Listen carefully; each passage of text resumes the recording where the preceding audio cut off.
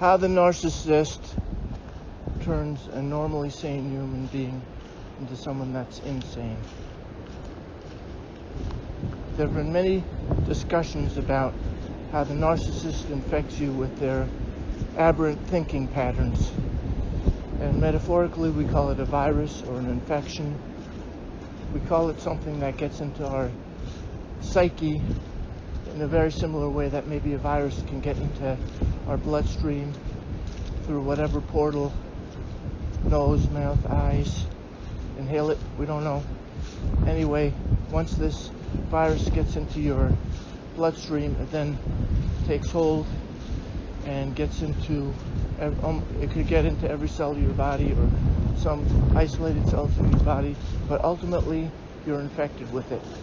Some of these viruses are chronic in the sense that they can never be 100% cleared from the body. They almost become a part of your DNA. Can't be cleared in any way, shape, or form. So how does this apply to the narcissist? Well, the narcissist is somebody who has very, very aberrant thinking patterns, and they basically turn you... Okay. So how does the narcissist infect you with this virus? What do they do to you? Well, what they do is they make you very comfortable with them. They make you feel that they truly love you. They give all of the appearances of being someone who cares about you, someone who's your soulmate. We'll use that term, even though it may be not always the most accurate thing to say. And they make you feel like you're the greatest source of comfort and safety in your whole life. Like they're the one person that you could finally let your guard down with and totally confide in them and never have any concerns about anything going wrong. And anytime you have any sort of concerns or any sort of thoughts that maybe this isn't real, they want to make sure and reinforce that yes, it is real. They love you and this is yours. It's yours forever. This is a relationship that you've been waiting for forever. So anyway, that is the pretense that they give to you, and that's really the situation where you actually view this narcissist as your best friend. You view them as your confidant. You view them as the person that you're going to be building the rest of your life with and have a lot of happiness with.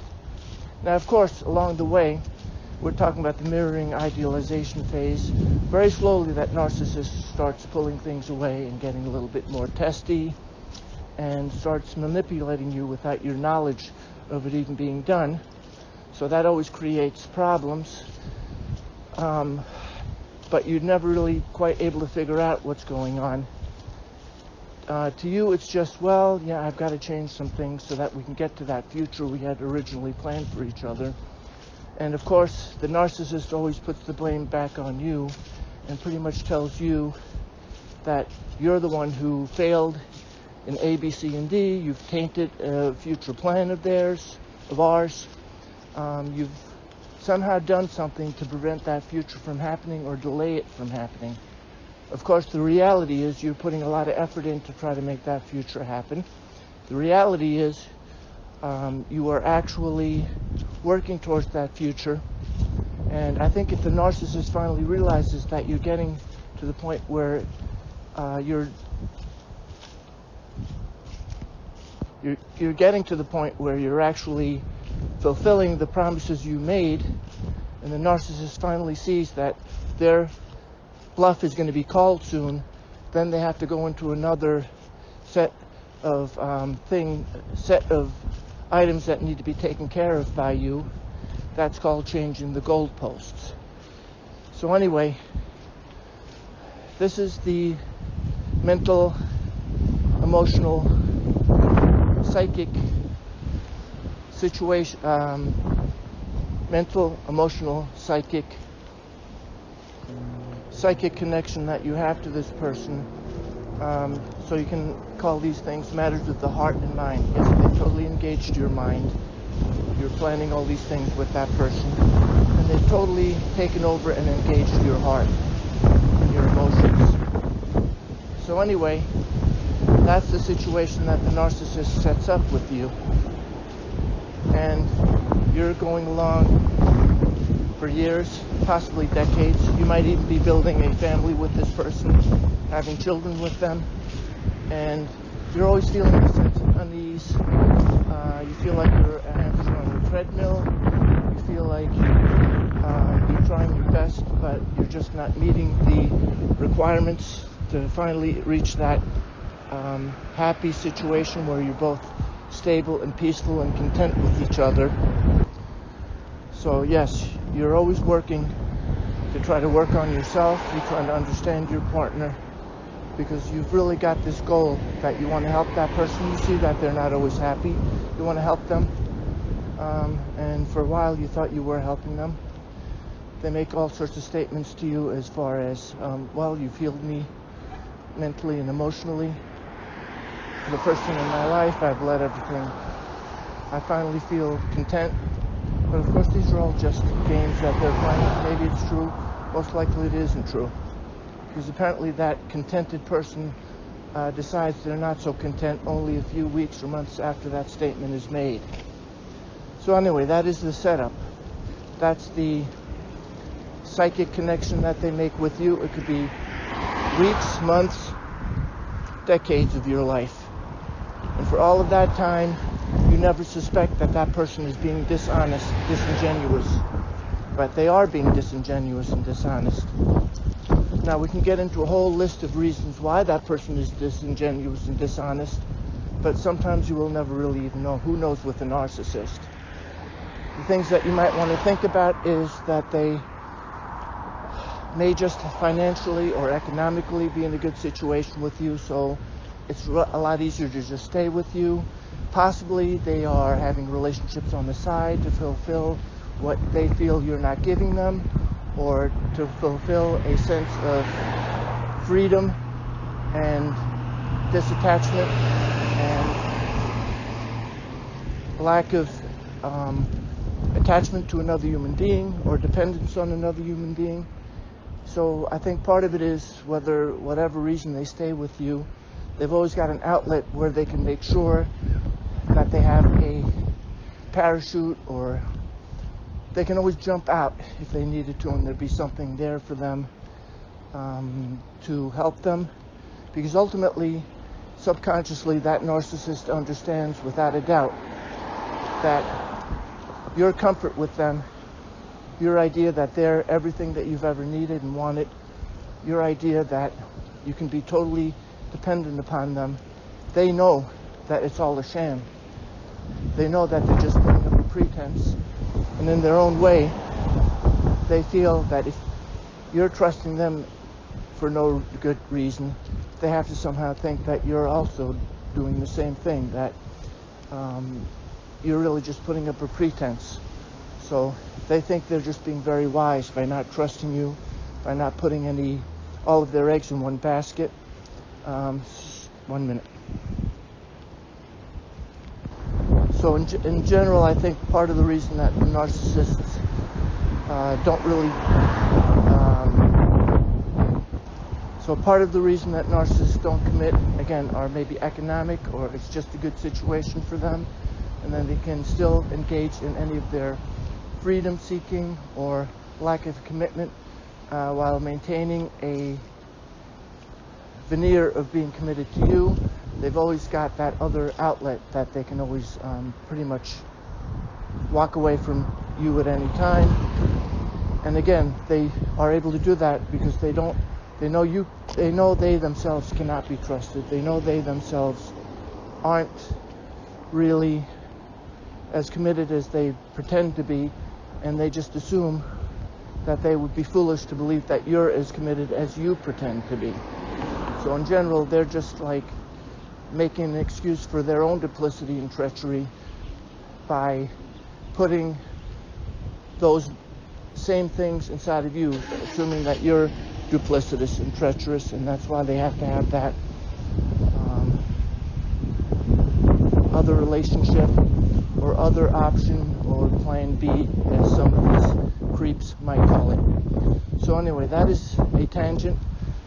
We get back to the scenario where they have set you up and you believe they're your greatest friend on earth.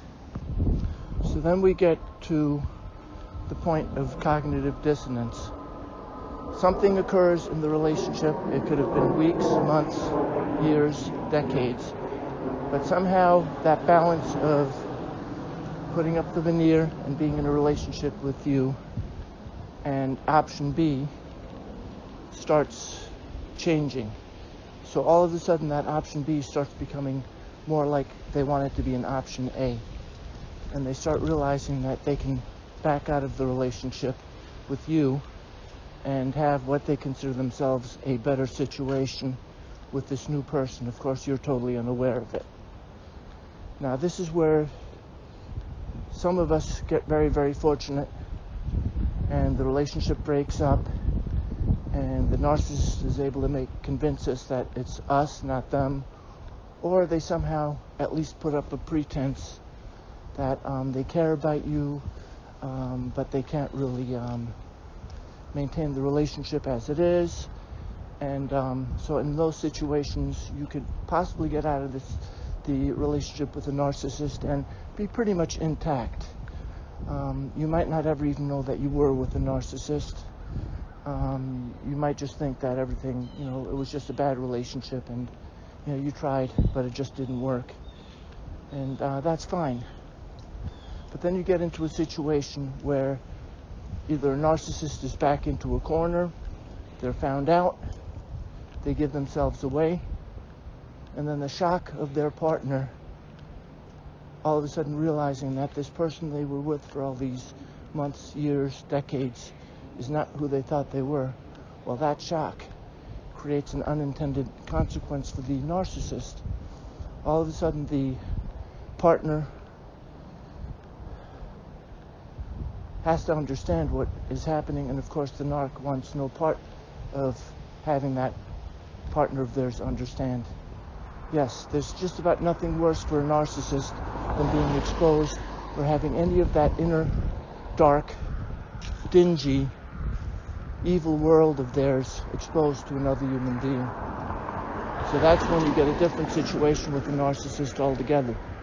That's when they start deciding that they want to destroy you. And that's where we get to the part that creates the craziness in an otherwise sane human being. What am I talking about? Well, all of a sudden, this person that you thought was your best friend, your total source of comfort and happiness, turns into a demon that literally threatens your life, threatens to destroy every aspect of you at the drop of a dime. Now, yes, your shock meant that you were upset, meant that you wanted to understand what happened, meant that you wanted to have some answers. Well, the narcissist considers that a threat to themselves. And that's when they start destroying you and creating all sorts of false accusations against you and absolutely tearing you apart in every way possible. So I think you could call what happens at this juncture cognitive dissonance, if you want to call it that. Cognitive dissonance, if you want to call it that. It's a situation where somebody that is deep inside of your heart, your mind, your psyche, someone that's your total source of comfort, that's all of the happiness in your world, that is your whole world, turns into a total enemy. Now, sometimes at that point, you're still very, very lucky. You somehow break up and you don't really have more than just some